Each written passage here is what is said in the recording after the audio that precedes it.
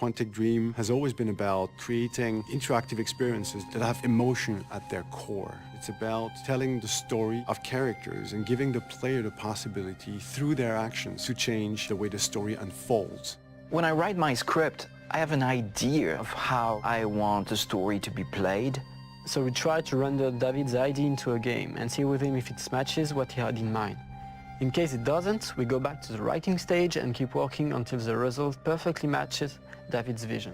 What we try to do in Beyond is really an intuitive and immersive experience.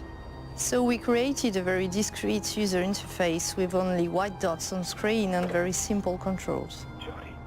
Jody, where are you? We wanted to revisit the action system and go for something that would be more invisible and more intuitive to the player. We didn't want the interface to be a barrier.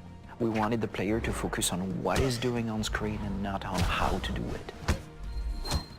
Ideally, the player will forget that he has a controller in his hand and will just jump into the screen. One of the major revolutions in Beyond is the way Jody Holmes moves. Depending on the context, depending on your emotional state, you see the character of Jody moving differently, walking differently, looking around differently. And most importantly, to give the player the feeling he's really in control of the character, he can do almost anything he wants to do. You can talk to other people, interact with objects, and also run, jump, shoot, drive a motorcycle, or even ride a horse. What was really challenging also is that the story goes on for 15 years of Jody's life.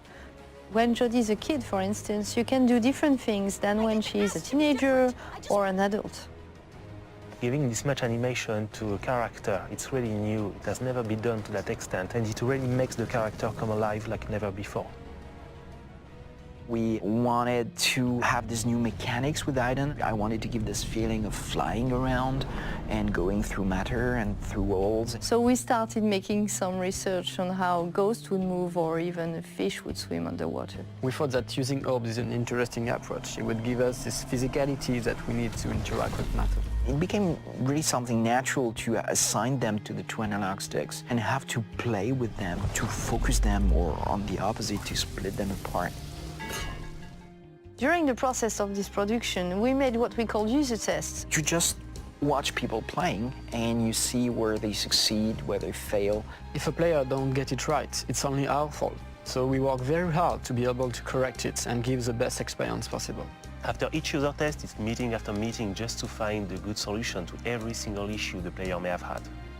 I guess what we're looking for with the gameplay is really to find an interface that will allow you to play live.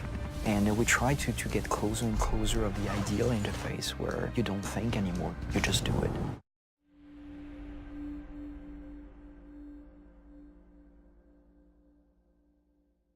PlayStation